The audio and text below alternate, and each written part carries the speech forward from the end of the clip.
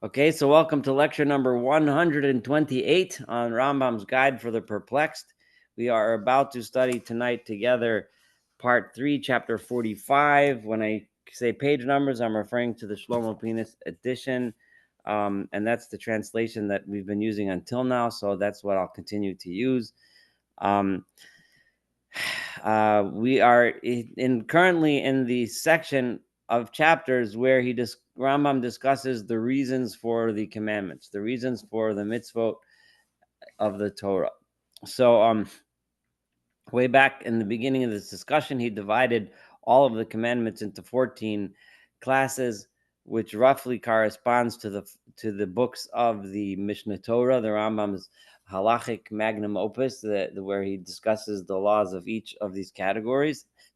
And the commandments that we're about to learn today, I'm going to start to read on page 575, chapter 45. The commandments comprised in the 10th class are those that we have enumerated in the laws concerning the chosen temple, right? The Hilchot Beit HaBechira in the Mishnah Torah, the laws concerning the utensils of the sanctuary and those who work in it, and the laws concerning entry into the sanctuary. All of those laws excuse me, that pertain to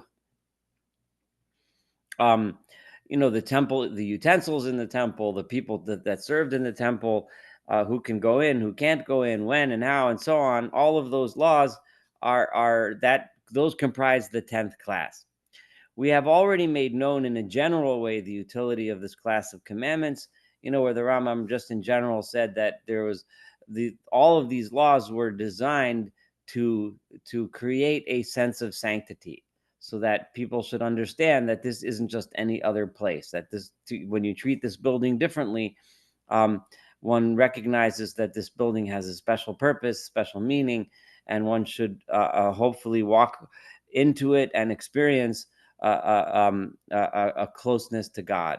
Now, but that was the general way that he's mentioned before.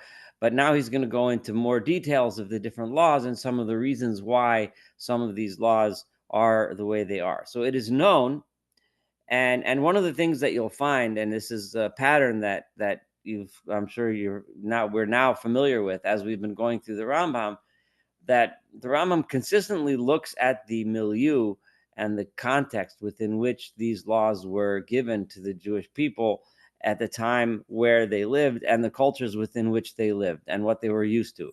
And they were used to a culture of avodah zarah, which is of idol worship, that had certain practices and ideas. So that which God is commanding the people is there's really, you'll find in all of these answers, there's really two, not exactly conflicting, but two different approaches. Number one, God takes those practices which the people are used to, right? In terms of for their service, of their worship of things that holy things, or things that they think are holy, like idols or whatever, right? And gives it and renews it with a new purpose, things that they're used to, things that people are comfortable with. That's one approach. And the other approach is God takes it and twists it in such a way that you're not allowed to do it the way they used to do it. So in other words, those practices that are specifically associated with idol worship, I don't want you to do it that way. I want you to either not do it at all or do it this way. So you'll see those two things, and you'll see it consistently in the way he describes a lot of these laws. And the truth is it's not that different. It reminds me of when I was the first time I went to a baseball game with my father. So I was, let's say, I don't know, I must have been 7 years old, 8 years old, maybe. It was a Baltimore Orioles game in the old Memorial Stadium, which is knocked down many years ago. And they sang the national anthem. So everybody takes off their baseball caps and stands there, with their baseball cap on the heart, and listens to the national anthem out of respect. And we put our hands on our heart, but we kept our kippahs on our head. And I don't know if that's the right or the wrong way. Maybe take your kippah off and like everyone. But the idea that taking your hats off is a gesture of respect, right? That's the way it is in this culture, right? So we do it the opposite, right? We go into a shul and we put our hat on. What the reasons and the origins to these things, that's not the place for tonight, right? But the point being, putting on a hat, taking off a hat is a gesture of respect or disrespect, depending on the context, right? It's something that we're used to. There's no specific, so if someone, let's say, were to come into a synagogue thinking, and take off his hat out of a gesture of respect, not knowing that he's supposed to put a kippah on, whatever, that he'd be doing that as a gesture. There's no inherent specialness to the hat, right? There's nothing that's particular about a hat. If the gesture was to do something else, right, then it would be something else. But this is what people do in that culture. So it's a very similar thing, and you'll see these things coming up over and over again. The kinds of actions that people do to show respect or show lack of respect are the kinds of things that we're going to find in these laws. So it is known that idolaters, I'm reading in the second paragraph, sought to build their temples and to set up their idols in the highest places they could find there. That was the way they used to do it. They would look for a mountaintop, and that was where they would build their temples, upon the high mountains. Therefore, Avram Avinu, Abraham, our forefather, singled out Mount Moriah. He designated Mount Moriah because of its being the. Now, when the Rambam says Avram Avinu did it, remember Avram was the first time we hear of it was when he was sent there by God to sacrifice his son Isaac. So and the Rambam considers a prophet, right? Avram did that through prophecy. So he'll switch off between saying God did it and the prophet did it, right? Because they're kind of one and the same. The prophet did it through God's prophecy, or God did it through the prophet. So it's the same thing by saying Avram Avinu did it, because it was the story of Avram Avinu which designated Har Moriah, the mountain upon which the Beit Hamikdash, the temple, would be, because of its being the highest mountain there in that area. That's the tall, prominent mountain. Proclaimed upon it the unity of God, and determined and defined the direction towards which one would turn in prayer. And Avram Avinu also designated the direction to which we should pray, right? Fixing it exactly in the west, that we should pray facing the west. That might confuse some of you, so let me explain, right? If you're standing in the temple is oriented so that pretty much almost anywhere on the Temple Mount, the Holy of Holies, within which is contained the ark, toward which one is supposed to pray, is on the west. Sorry, my cat almost knocked my light over. I apologize for that. So when you're in the Beit HaMikdash, when you're in the temple, you're facing west when you're praying, right? Nowadays we pray towards the Holy of Holies, but we most of us, at least in the United States and most of Europe, live to the west of it, so we face east, right? But if you're in the temple, you're facing west. That should be pretty make reasonable sense. For the Holy of Holies is in the west. This is the meaning of the dictum of Chazal, of the sages. The indwelling is in the west. That's what it means when it says the Shekhinah, God's rests in the west, because that's where we face. They made, I remember, be blessed, have made clear in the Gemara and Yoma that Avram Avinu fixed the direction towards which one should turn in prayer. I mean, the temple of Holy of Holies. So why west? Why not north? Why not south? Why not east? Why not northeast? Why not 13 degrees to the southwest, right? What's special about west? The reason is as follows, in my opinion, Rambam says. Inasmuch as that at the time, the opinion generally accepted in the world was to the effect that the sun should be worshipped and that it is the deity. There is no doubt that all men turned when praying toward the east. The practice of most people then, that believed in different deities, the sun was either the main one or one of the main ones, and people would pray towards the direction from which the sun comes, which is the east, right? So therefore, Avram Avinu turned when praying on Mount Moriah, when he was standing there and he was praying, in the sanctuary, in the location where the sanctuary is, he prayed towards the west so as to turn his back upon the sun. He wanted to show that I'm praying in a different direction. I don't pray to the sun. My back is facing the sun. I pray to God. The sun is behind me because the sun is not a God, Do you not see what the children of Israel did when they apostatized, became infidels, and returned to those ancient pernicious views? We know from the famous verse in Ezekiel where he criticizes the people for standing in the temple and facing towards the sun to pray, right, with their backs towards the temple. So understand this strange thing. That's what people did when they went in the wrong direction. So you see clearly that the reason for facing away from the sun is in order to demonstrate that you're not praying towards the sun, but so to show that the idea of facing in the direction of the deity is retained, but with a twist, right? Instead of facing this way, we face that way in order to show that we're not worshiping idols. In my opinion, there is also no doubt that the place singled out by Abraham in virtue of prophetic inspiration was known to Moshe and many others, right? That place was not newly established, even though one could read the books of Melachim, of Kings, when David and Solomon built the temple and chose the place for the temple and built it. One might think that they figured it out then, but no. It was known from the time of Abraham what the place is. For Abraham had recommended to them that the place should be a house of worship, just as the translator sets forth when he says, if you look at Targum Onkelos on that verse, right, the Onkelos Aramaic translation, he kind of translates the verse there that Abraham worshipped and prayed and said before God, here will worship the generations, and so on. It's not explicitly in the verse. The fact that this place is not stated explicitly when mentioned. So if it's true, right, that Avraham Avinu designated the place and passed on the knowledge of its special location to future generations, so then why is it not mentioned in the Torah, only hinted at? It says the place which God will choose. God says, I will choose a place. But if it's already known by Avraham, then why? And it's being taught from generation to generation, and the tradition among the people was they knew where it was. So why isn't it explicitly written? Is due, in my opinion, to three wise considerations. And these wise considerations have profoundly fascinating ramifications to this day, and you'll understand in a second what I mean. The first is which spot on earth probably had more wars fought over it than any other spot on earth?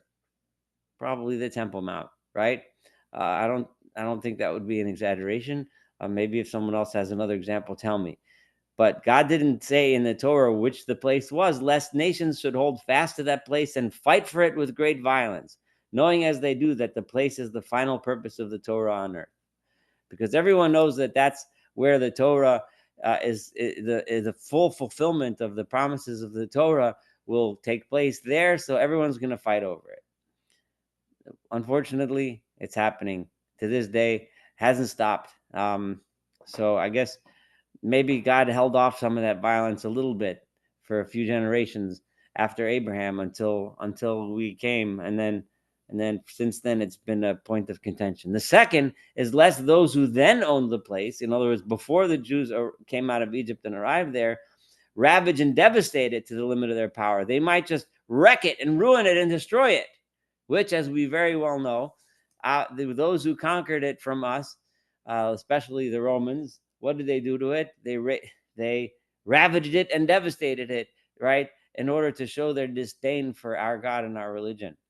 So Rambam is drawing from very well-known history when he's making these statements. And the third, and it is the strongest, and the other thing is, lest every tribe should demand that the place be within its allotted portion. The Jews shouldn't fight over who gets the temple, right? Reuven's going to say, I want it in my place. And Shimon's going to say, I want it in my place. And Laban's say, I want it in my, everyone's going to argue over this land. They're all going to say, I want this land. I want this land. So God didn't say it in the Torah so that the Jews shouldn't fight over Yerushalayim, and it should go to the tribe which God decides it should go to, right? And should seek to conquer it. Which would lead to conflict and sedition, such as happened with regard to the priesthood, which we see later on did happen. People arguing over who should be the Kohen, who should be the Kohen. Now, most people assume that what Rambam is referring to, such as happened, referring to the story of Korach in the Torah, where Korach argued and demanded that he should be the priest. Everybody should be priests. So that's the most people understand. Others, for various reasons, assume that Rambam is referring to much later in history, the time of the Hasmoneans, when the Hasmoneans took over the kingdom and there was tons of fights over who should be the priests.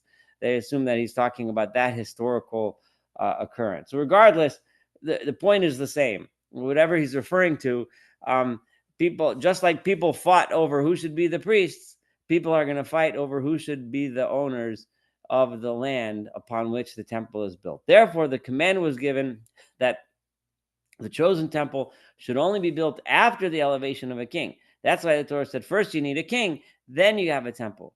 Because only he would be the only one who would be qualified to give commands, and quarrels would cease, as we have explained in the book of Judges. The book of Judges is referring to Rambam's Sefer, Rambam's book in Mishnah Torah, the Sefer of Shoftim, which is one of the books of the Mishnah Torah. So once you have a king, he's in charge. He says, this is where it is, finished.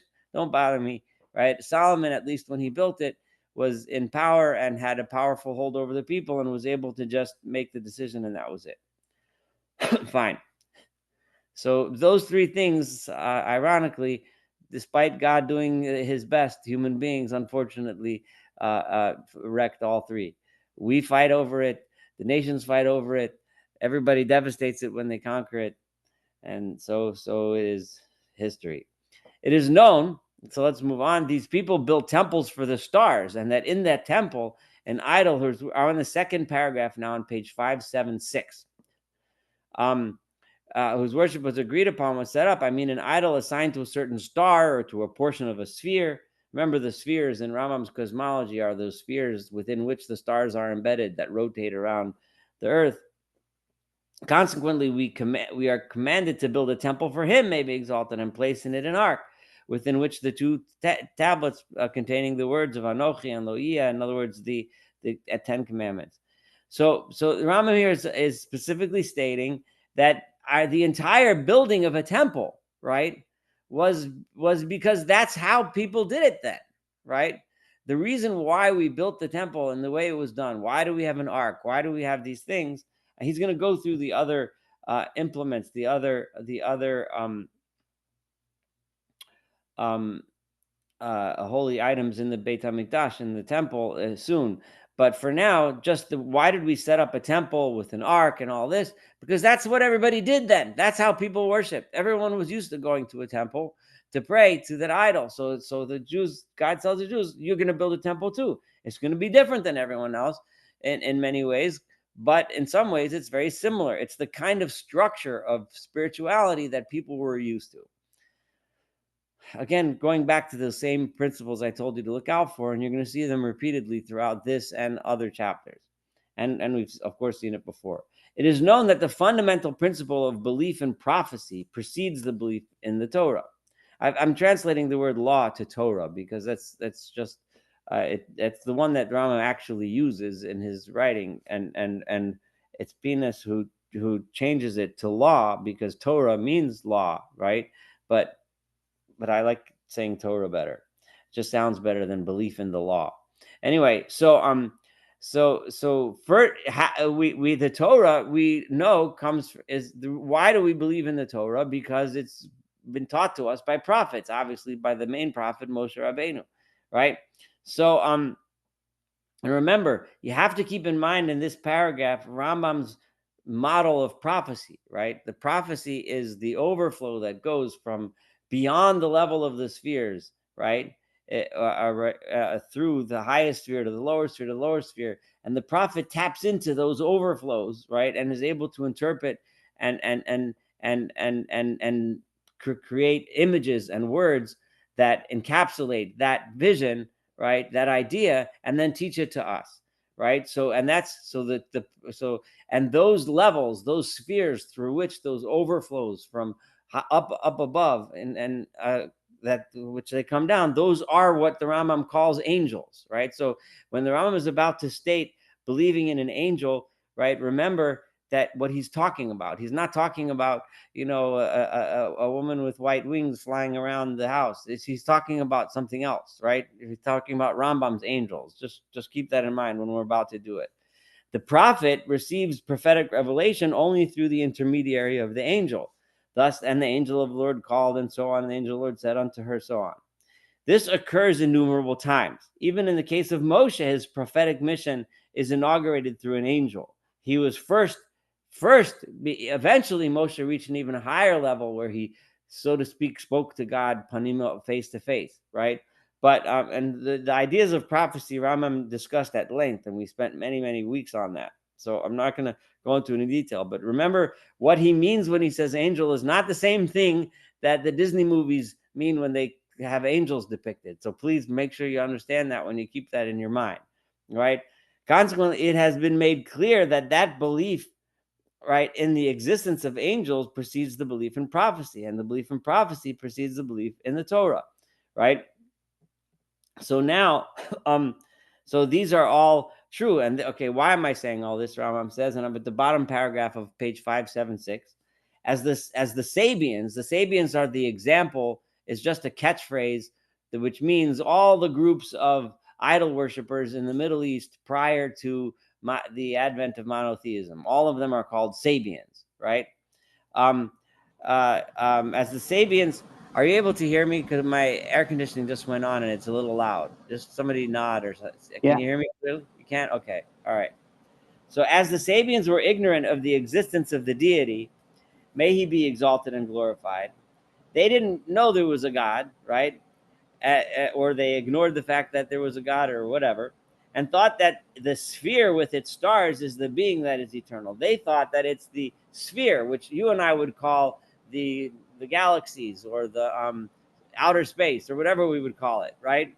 The universe, right? To which non-being can never come, right? The stars are always, they're eternal, they're always there according to their philosophy, right? And that forces flow over from the sphere towards idols and certain trees. I mean, the Asherot, they this is how they thought that these overflows would come from the upper spheres and the stars, and then they would flow into their idols, these idols that they were worshiping, and into the trees that they were worshiping. So they thought that the idols and trees give prophetic revelation to the prophets. They thought that their prophets that were speaking these words of God were getting revelation through these idols and trees, which were receiving revelations from levels above them. And they speak to them in the course of such a revelation and make known to them what is useful and what is harmful, according to their doctrines that we have explained to you with reference to the prophets of Baal and prophets of Asherah. We discussed this in the past. Thereupon, when the truth became clear to the men of knowledge, and it became known by demonstration that there is a being that is neither a body nor a force in a body, who is the true deity, and that he is one, and that there are also other beings that are separate from matter and are not bodies, being toward whom his being may be exalted overflows, namely the angels, as we have explained, and that all these beings are beyond the sphere and its stars, it became known. Okay, so you understand, once people understood the true understanding of the Torah, which Rambam just summarized in a couple of sentences, that there is one deity that is beyond our comprehension, and that he's not a body. There's no way to describe him in any way that we can describe anything, and that there's these spheres and these these angel and the spheres are these angels through which overflow comes down to earth. Remember, this was the scientific explanation that Rambam gave us for how the world works and how the world moves. This is very an Aristotelian physics or metaphysics. So I can't do in detail now, but we spent weeks and weeks on understanding this. But once we understood how this works, so then remember, all of this is what Rambam said by demonstration. When he says demonstration, he means like you and I would say it was proven by experiment. This is all scientifically correct and Aristotelian, consistent with Aristotle. So it became known with certainty that true prophetic revelation is given to the prophets by angels, not by idols and Asherah. And these idols are nothing. These are just statues. They're meaningless, and they're just trees. Thus it has become clear through what we have stated before that the belief in the existence of angels is consequent upon the belief in the existence of the deity, and that thereby prophecy and the Torah are established and valid. In order to fortify belief in this fundamental principle, so why is Rambam going through all of this? What's the point, right? Because he's talking about the items in the Beit HaMikdash. And there's one item in the Beit HaMikdash, which is when we think, the main thing, what do we think about? The first thing you think about is the Aron Kodesh, the Ark of the Covenant. And what do we remember when we think about the Ark of the Covenant? There's two angels on top, right? What's the point? Like, why? Like, where does that come from, right? And that's what he's building up to. So he says, because of the importance of this idea and the fact that angels are the vehicle through which prophecy comes to earth, right? Therefore, he may be exalted, as commanded that the image of two angels be made over the ark, so that the belief of the multitude in the existence of the angels can be consolidated. So that people, the multitude, which Rambam usually uses that term when he's referring to the simple folk, right? So that they should realize that it's through angels that we know that the Torah is true. So this correct opinion, coming in the second place after the belief in the existence of the deity, this idea, which is important, which is second to the idea that there is God, which is more important, constituting the originative principle of belief in prophecy and the Torah and refuting idolatry, as we have explained. A lot of this is really very hard to understand if you haven't been with us the entire time, right? And I don't mean, it's just that if you don't understand, we did go through this in detail, and the Rambam explained this as his understanding of physics, right? That there's a prime mover. This was Aristotelian physics. The prime mover, the one who gives energy to everything, the outermost sphere, and that is the deity. That's God. And from God's energy, so to speak, I'm using that word because I don't have a better one, but overflows to the first sphere, which overflows to the next sphere, and that moves that one, and the next sphere and moves that one. And these spheres are what we look at when we look in the heavens and we see stars in the sky and we see them rotating around, right? Remember, they had a geocentric universe. They thought the earth was the center of it all. So everything is rotating around earth. And that this wisdom, this knowledge, or this energy, whatever you want to call it, this overflow would go from layer to layer to layer, and those were angels, right? That's what it means when we say angels, right? That's what the Rambam understood it meant when it said angels. It's like you and I saying today, what's an angel? An angel is the energy of an atom, right? Or the energy of an electron, right? Because that's using the word angel to describe what you and I understand from modern physics, right? So Rambam was just using the term angel to describe what he understood from his modern physics, which was what I just described to you from Aristotle, right? So but this belief is crucially important, right? So therefore, God represented it in a way that people see, the multitude sees angels and put them on the Ark of the Covenant. So fine. If there had been one image, I mean the image of one cherub, but let's say there was only one angel there, right? It should have conveyed the same message, right? This might have been misleading, for it might have been thought that this was the image of the deity who was to be worshipped. People might think, oh, we're worshiping that. That's the idol, right? So therefore, such things being done by the idolaters, or that there was only one individual angel, or there's just one, a belief that would have led to certain dualism. That would have led to something similar to Zoroastrianism, which is a more dualistic religion, right? Which had two powers. So, however, the two cherubim were made, two cherubim, right? Cherubs, and the explicit statement announced the Lord is our God, the Lord is one. The validity of the opinion affirming the existence of angels was established, and the fact that there are many angels. Thus, measures were taken against the error that they are the deity being one and having created this multiplicity. So that's the Rambam's explanation for the purpose of having the cherubs, the cherubim. Now, this explanation is heavily dependent on Aristotelian physics, right? Nowadays, our understanding of physics is, is completely different in ways that Rambam couldn't even have imagined, right? So I don't think it would be wrong for one of us to think of a different reason. Like, I think the Rambam gave this explanation because this is how he saw the world, right? So this is how he viewed the significance of the Kruvim. I think that he would, if he was alive today, he would give a different explanation. I don't know what. I can't say what. I have no idea, but it would have been different. So you and I kind of have an open book here to think on our own what might be the symbolism or the reason for the Keruvim. Maybe in his time, the Keruvim meant something. Maybe in our time, we could see other meanings in the Keruvim, and based, on the way we see science and the way we see how the world works. Okay, so he's going to go on to the menorah now. I don't know if anyone wants to say anything about this explanation, which is a little bit out there, but it is what it is. So any comments, questions?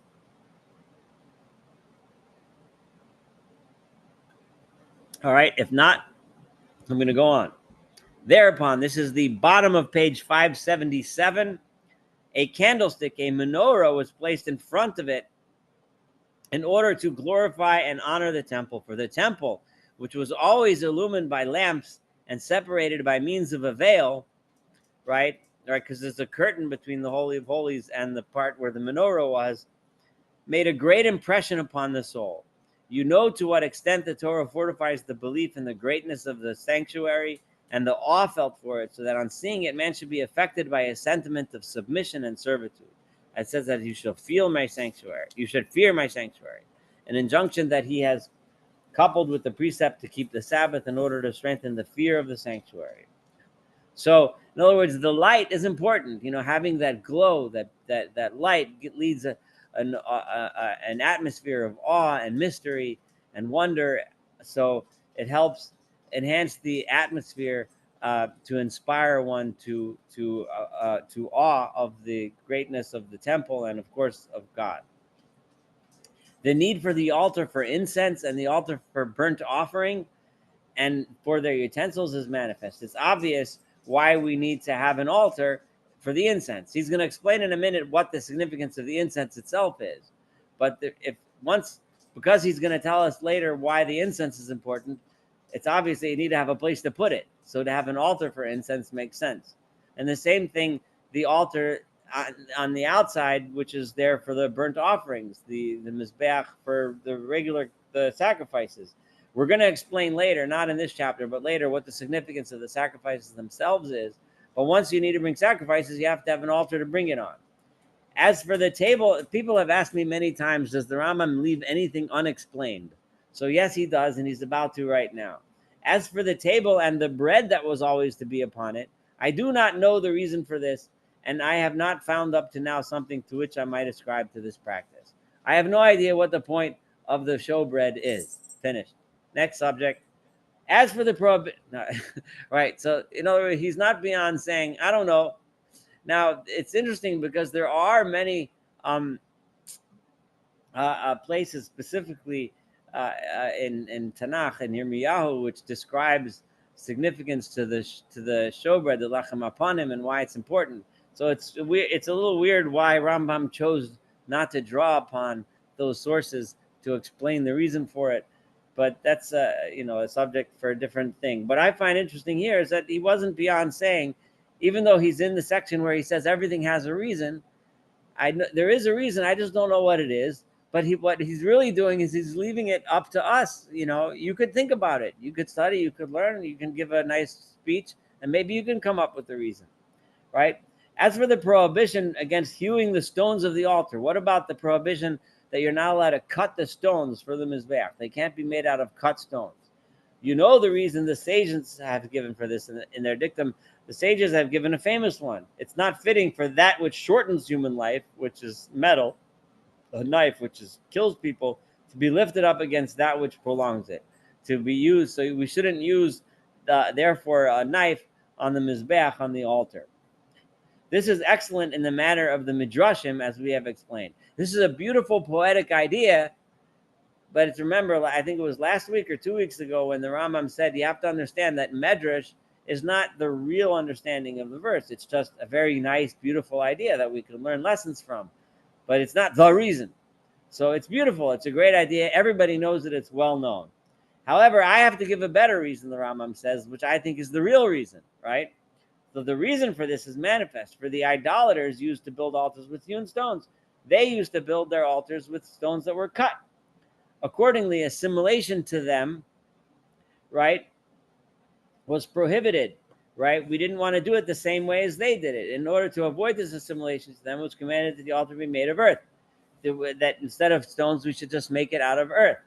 It says an altar of earth shall you make, right? If, however, it's indispensable to make it with stones, earth is hard to keep going because it's going to keep falling apart. It's going to wash away. It's not very sturdy, a mound of earth, right? So instead, if you're going to use stones, they must have their natural form and not be hewn. They shouldn't be cut, because again, we don't want it to be like their altars. Similarly, it is forbidden to set up a figured stone and to plant a tree beside the altar. You're not allowed to make the stone which has any kind of shape to it, right? And it also you cannot plant a tree there, because again, that was an idolatrous practice. In all this, there is one and the same purpose, namely that we should not worship God in the form of the particular cults practiced by them with regard to the object of the worship. And this is the meaning of the prohibition in general. It's just interesting, this dichotomy here, because on the one hand, he says that the temple was set up in such a way just like their temples were. So just like they had a temple and an idol in it, so we have a temple and an Aron Kodesh in it, right? That's what he said, right? At the same time, he says, but ours has to be different, right? We're not allowed to do it the same way that they did it. So we're going to make a temple, but we're going to have an ark. We're going to have two cherubs, not one. So we're not worshiping one God, right? One idol. We're not thinking, we're going to have a temple. We're going to have an altar. We're going to do our altar different than their altar, because their altar is hewn stones. Ours is going to be different. So it's the same but different, right? So in other words, it's so that people should worship in the way that they're familiar with, the way that they can spiritually tap into. At the same time, make a statement that we're leaving and changing from our old idolatrous ways and taking upon ourselves a new type of religion, a new type of spirituality. It's as it says, the prohibition in general, as it says, how did these nations serve their gods? Even so will I do likewise. The meaning is, one must not act in this way with regard to God for the reason which it states, for every abomination to the Lord which he hates. Why is it that it's so bad to go to the idolatrous ways? Because they have done all kinds of abominations to their gods and so on, and therefore I want you to stay away from idolatrous practices. Okay. You know how widespread was the worship of Peor.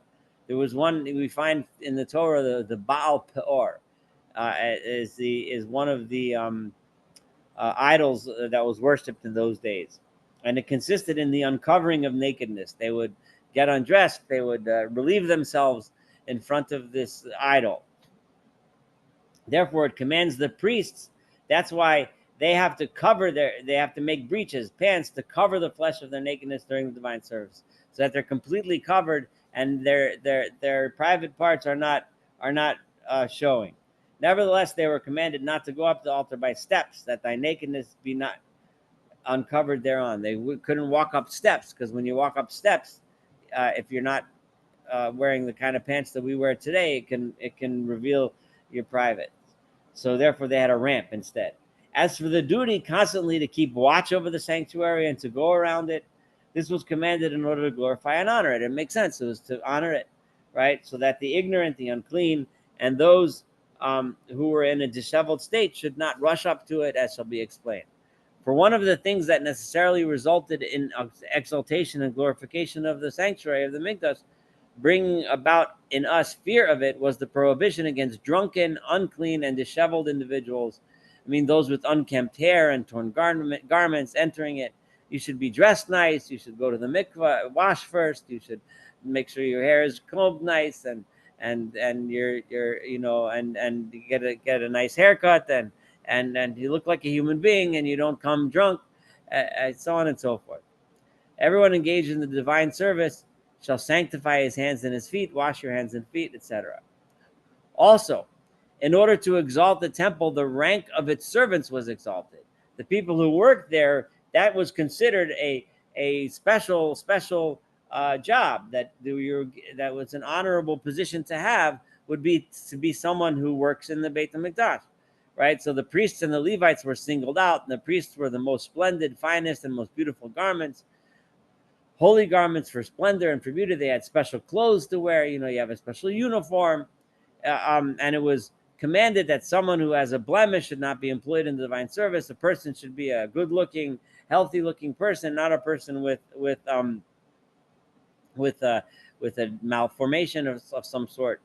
And not only one who is afflicted with an infirmity, but also those afflicted with deformities are disqualified from being priests, as explained. For to the multitude, not that there's anything wrong with that person, but the people, the general public, an individual is not rendered great by his true form. People don't look at what's inside, but by perfection of his limbs and the beauty of his clothes. People look at what's outside. So the general public, when they come, they see a big, tall guy, 6'6", really good looking, all well done, with his hair and his beard looking really nice and trim, and wearing a nice big uniform. They say, "Ooh, that looks special," right? If you see someone that doesn't look like that, he's not. Nobody makes movies with ugly people. They make movies with good-looking people, because nobody wants to go to a movie and watch ugly. That's just the way it is, whether it's good or not. Even though it's not right, the Rambam is saying, that's not the true person, but that's what people look at, and therefore they should look good, and so on. So that's how the multitude look at people. And what is aimed at is that the temple and its servants should be regarded as great by all. Everybody should come and see the temple servants and say, "Oh, they're great."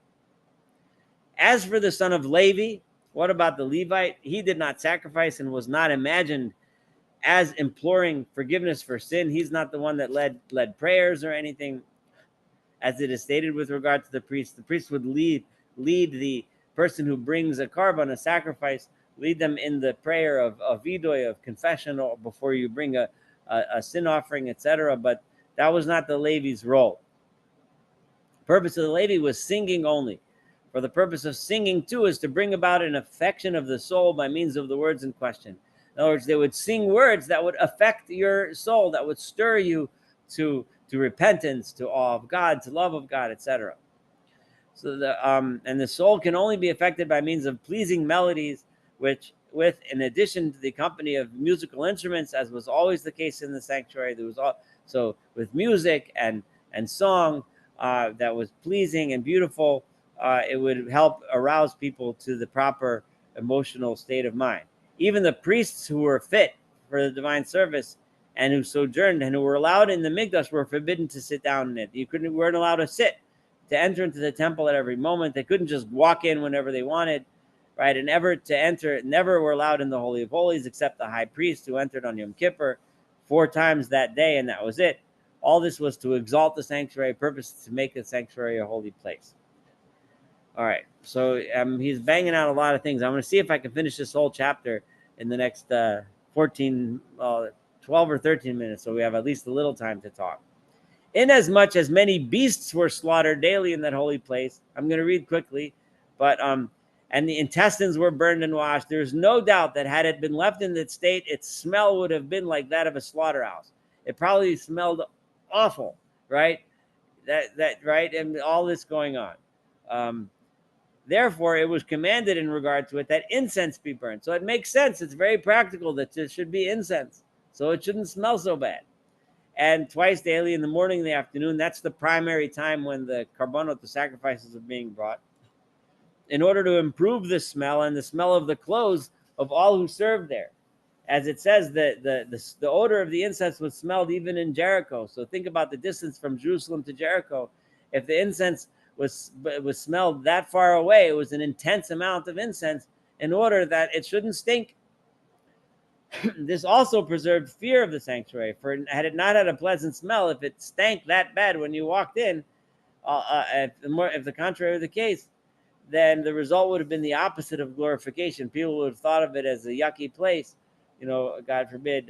For the soul is greatly solaced and attracted by pleasant smells and shrinks from stench and avoids it. Nobody likes to go into a place that smells bad. Everyone runs away.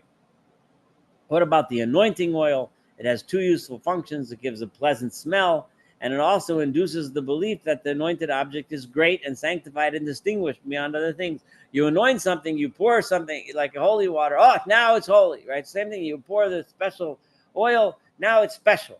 So people look at this thing that was anointed, and it has the special. It's something different.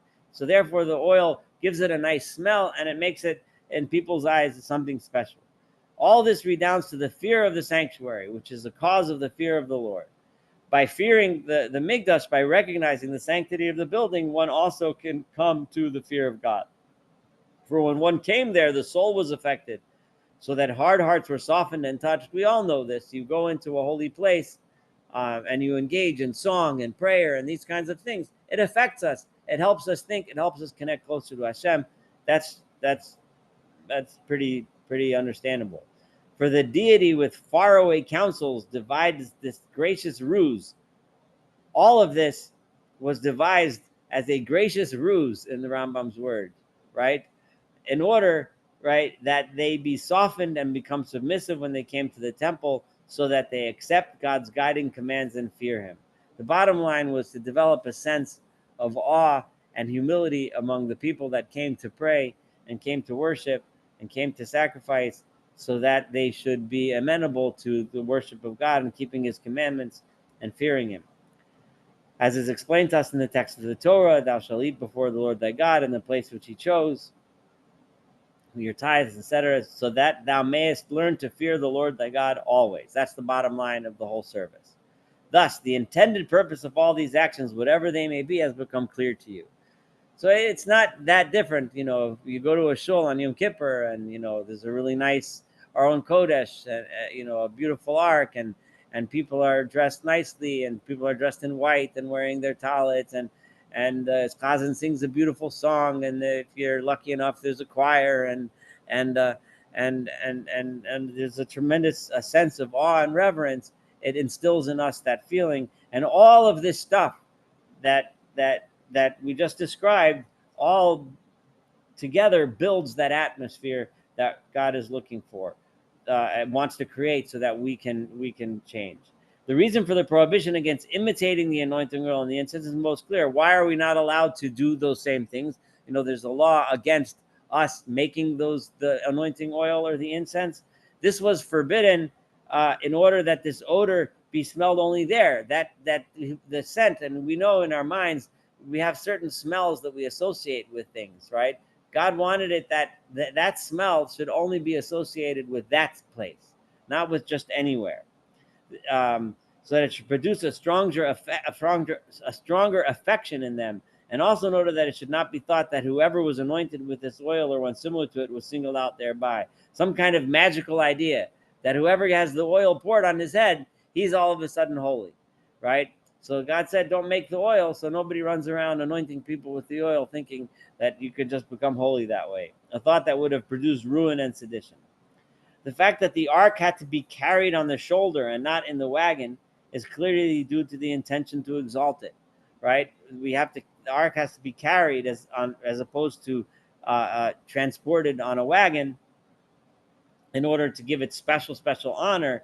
Its shape ought not to be damaged, not even by moving the staves from the rings, and you can't damage the shape. Now, it's interesting because in the other translations, both in the newest one, the Lieberman one, and also in the Friedlander translation, and also in the Ibn Tibbon's Hebrew translation, this actually sounds different. What they write is that the ark is the intention to exalt it, and also so that its shape should not be damaged. In other words, because when people carry it, you take more care of it, right? So as opposed to throwing it on a truck where it gets banged around, right? So if people carry it, they're less likely to ruin the Aron, right? They're less likely to damage it. So I don't know exactly which ones are correct. The different translations have it different.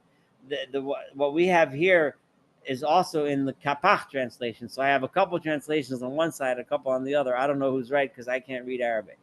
But I see that in different places.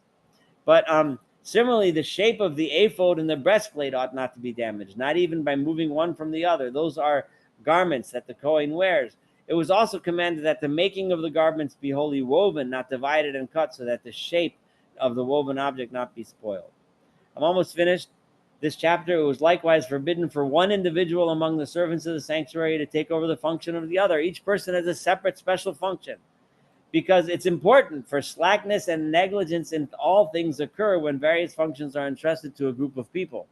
When you give when a lot of people have the same job, and it's not clear who does what, and one guy's not an expert, it often happens you make mistakes. It's much better that each person has his own line. He knows exactly what he's supposed to do, how he's supposed to do it, when he's supposed to do it, and so on, so it gets done properly. And every individual has not his own particular work assigned to him, and it becomes a big mess. It is also clear that the gradation with regard to various places, in consequence of which different laws are prescribed with respect to, it gets holier and holier as you go in more and more towards the inner sanctuary. All this was intended to bring out additional glorification and instill a greater fear into the heart of all those who came to the temple. We have thus set forth the reasons for all details belonging to this class. All right, that's chapter 45. So the Rambam just went ahead and explained to us all of the reasons for all of these mitzvot regarding the Beit HaMikdash, and why we treat it the way we treat it, why we had everything except for the table for the lechem apanim, for the showbread, which he said, I don't know. And that was that. We got a couple minutes for questions and comments. So I'm opening the floor.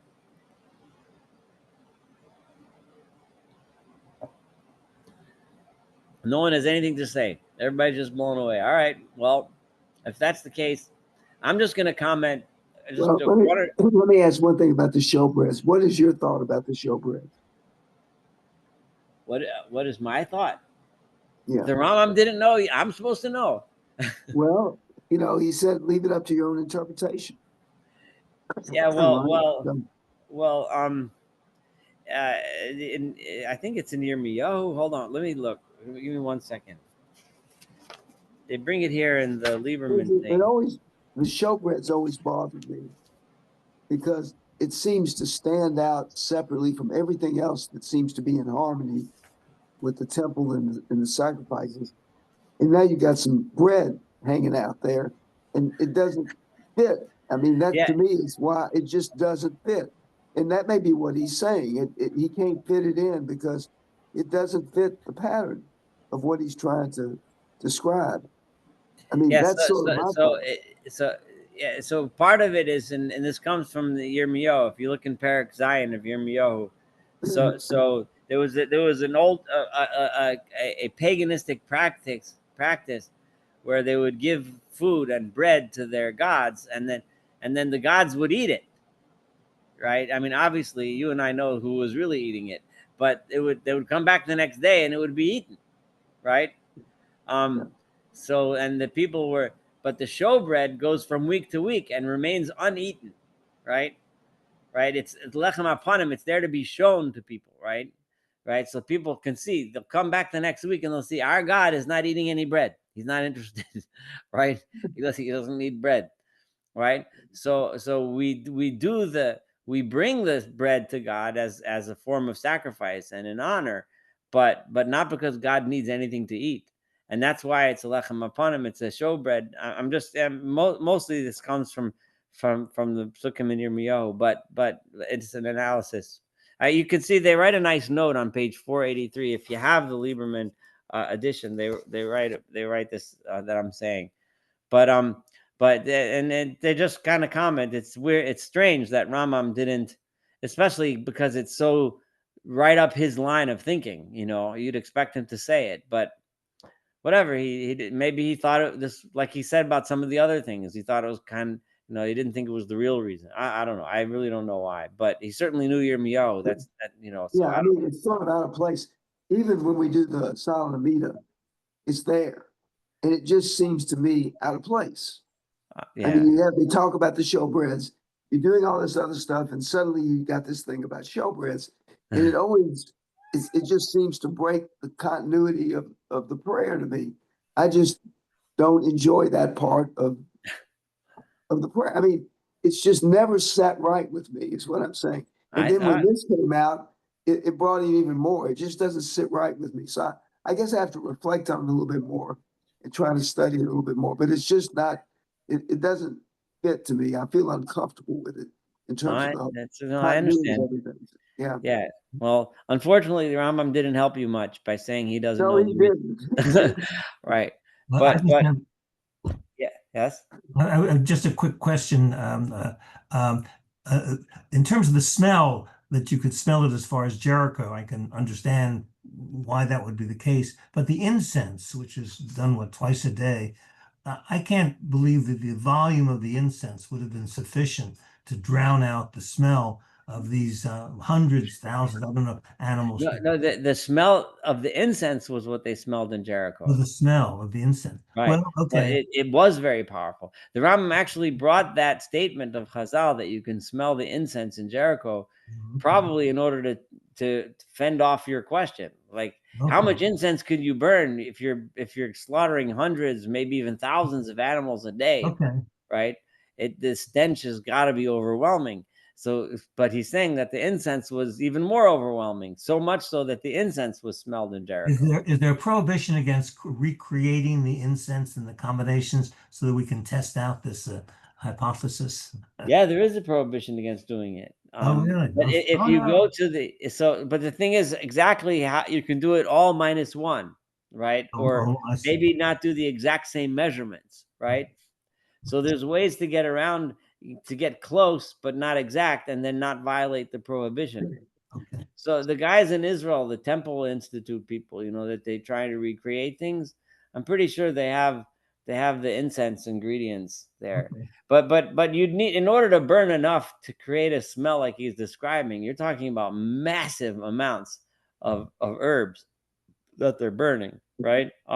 Yeah. Not just a little incense stick that you put in your living room.